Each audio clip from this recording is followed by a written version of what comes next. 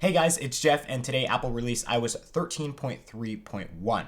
Now, anytime there's like a 0.1 after a major version, that's likely not going to bring new features. That is just going to fix a lot of the bugs that we were seeing in that major release. So iOS 13.2, iOS 13.3, they're always followed up with subsequential updates like iOS 13.3.1 that kind of like handle all the bugs and make the experience of running iOS 13.3.1 as best as possible, as smooth as possible. So today we installed iOS 13.3.1 on our devices. We'll check out what's new in this version of iOS 13 and why you guys might want to think about upgrading to this latest version of iOS 13. Let's go ahead and get started.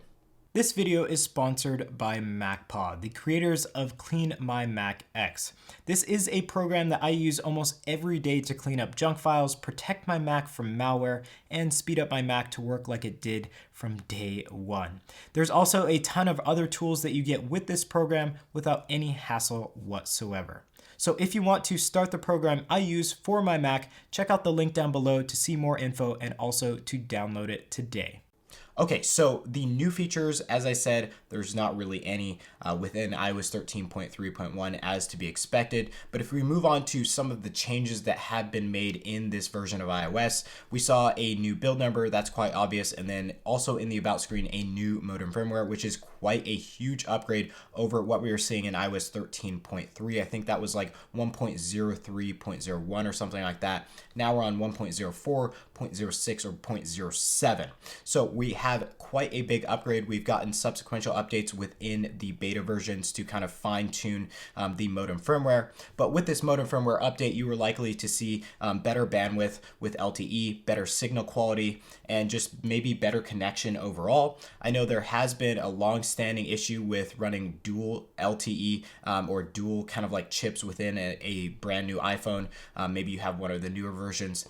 Running like two chips has always been a problem, and specifically with those new models that have dual kind of like chip capabilities with eSIM and a regular SIM, there has been LTE issues that have been plaguing those devices. So each modem firmware that we've been getting has actually been kind of improving that whole problem that we were experiencing, and that is kind of in support of that when you see modem firmware upgrades. So if you have any LTE issues with iOS 13.3 or anything like that, definitely consider upgrading just for the modem firmware because that will handle a lot of LTE issues that you might be having. Now, next up is actually a new toggle within the Settings app. If you go into Settings, Privacy, Location Services, and then onto System Services, you'll see a new toggle for Network and Wireless.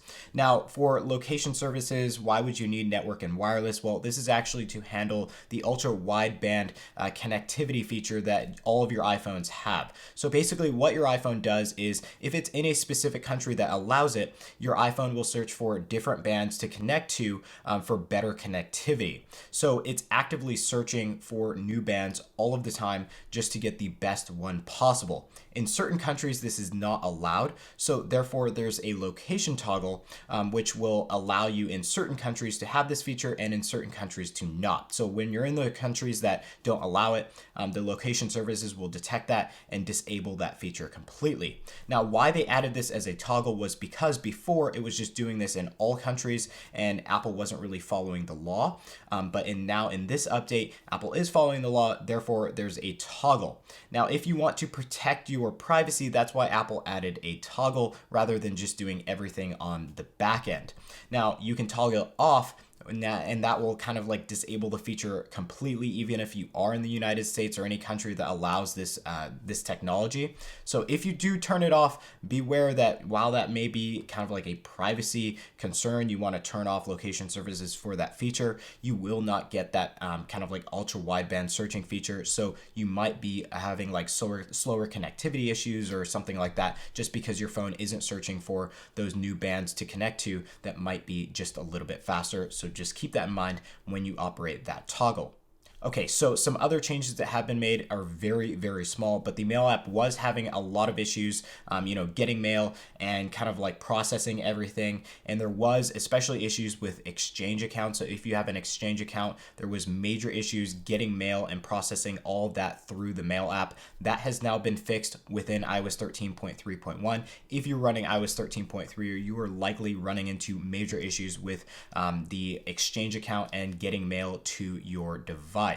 Now, another change that has been made is the RAM management issue has been fixed yet again. There was RAM management issues with iOS 13.2 and then moving on on some devices to iOS 13.3, but now it seems like Apple has kind of refocused their efforts on this RAM management issue. And so far, I've been having a great experience on my iPhone 11 Pro Max with RAM management. I can go back several apps and still kind of like maintain the state of the app as I was using it from a little while ago. So that RAM management issue seems to be fixed now permanently, and I'll definitely keep you guys updated as we get more updates in the future.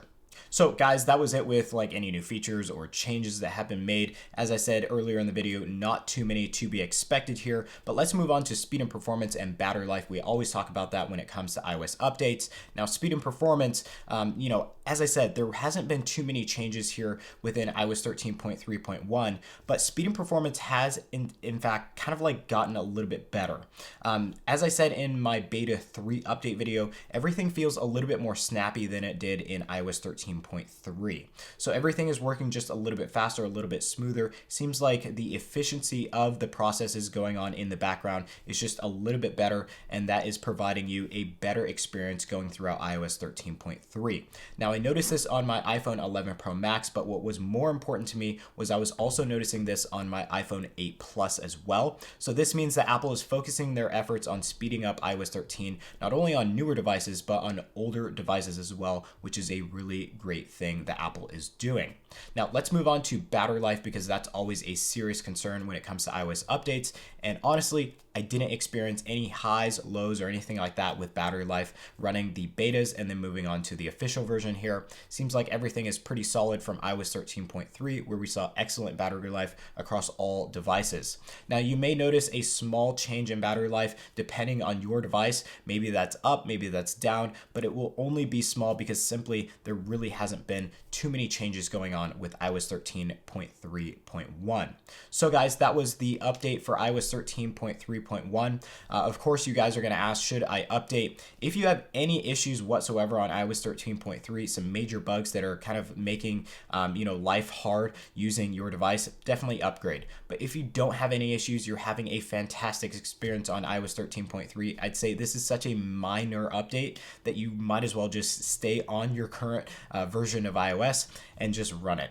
Don't upgrade, because that might present more issues than you had before, and that's not good. You might have to wait until the next official release. So if you guys are having a good experience on iOS 13.3, definitely hold off on upgrading. But if you guys have any bugs whatsoever and you definitely want to upgrade, go ahead and upgrade to iOS 13.3.1.